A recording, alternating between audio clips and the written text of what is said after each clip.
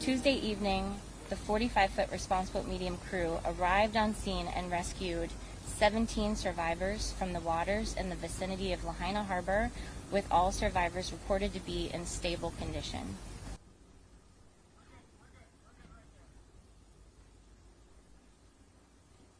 So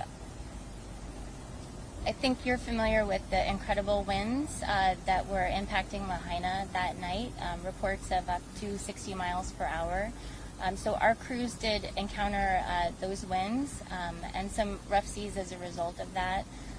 And there was smoke and fire near the water, but they were fortunate to have been there during the rescues at a time when the smoke lifted for them to be able to see the people who needed to be rescued.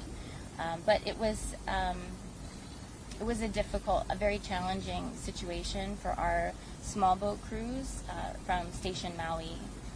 The helicopters that were launched were actually not able to approach closely enough during the worst of the fire to see through the smoke.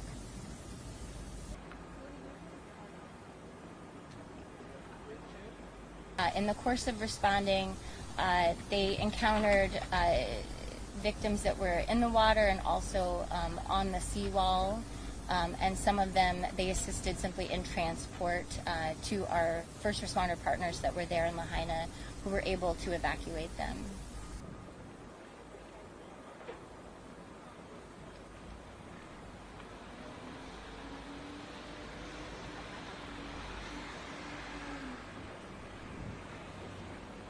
Aloha everyone.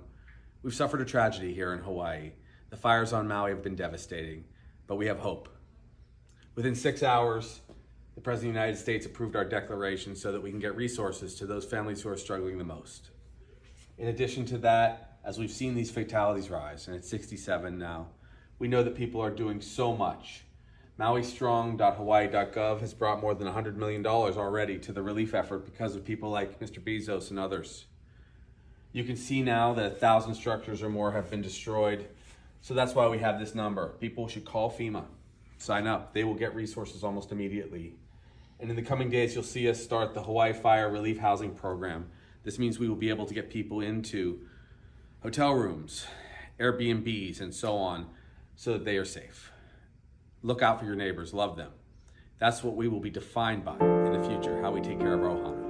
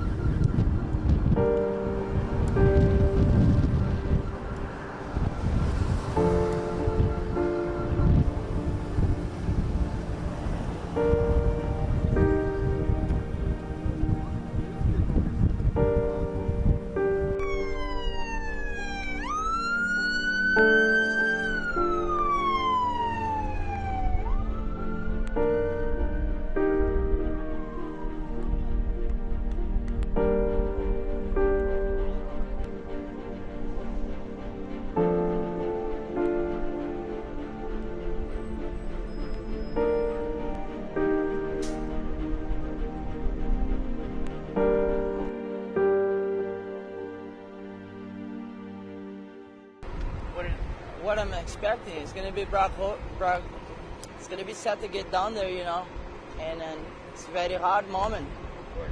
But we have to go there and see who's needed help or stuff or home, and come back up here.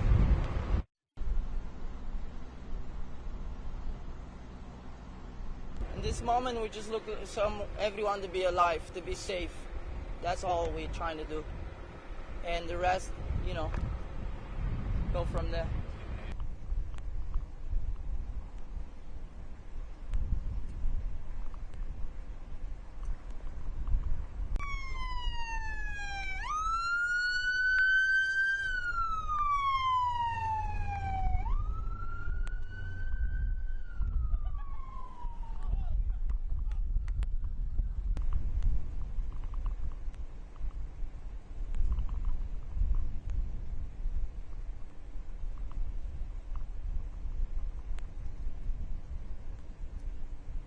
It has been probably the most amazing outpouring of generosity, especially seeing it last night at the shelter, the people there, the camaraderie, the wonderful attitude of not only the response team, the people, everyone offered to help us. What can we do for you? They couldn't do enough for us, and we really didn't belong there being visitors. That is really for the people who lost their homes and their lives are destroyed. So it has been an amazing experience.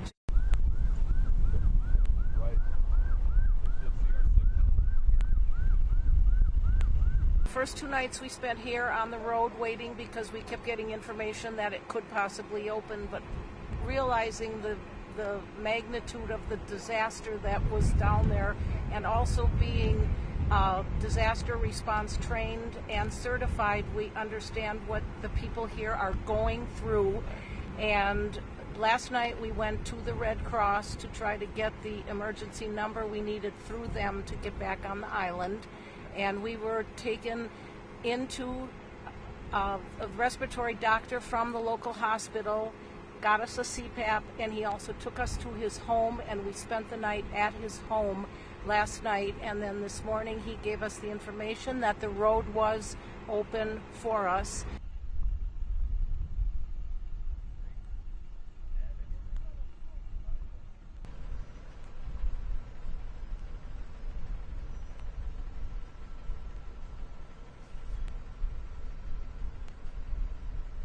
Well, I know Lahaina's devastated, but I own a tour company, Maui's Private Guide, and I have high occupancy vans. What we want to do is go over there and shuttle people back and forth.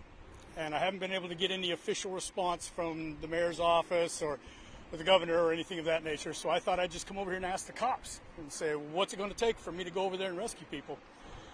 So I'm going to go back and get my vans, fill them full of equipment, and see if I can get through.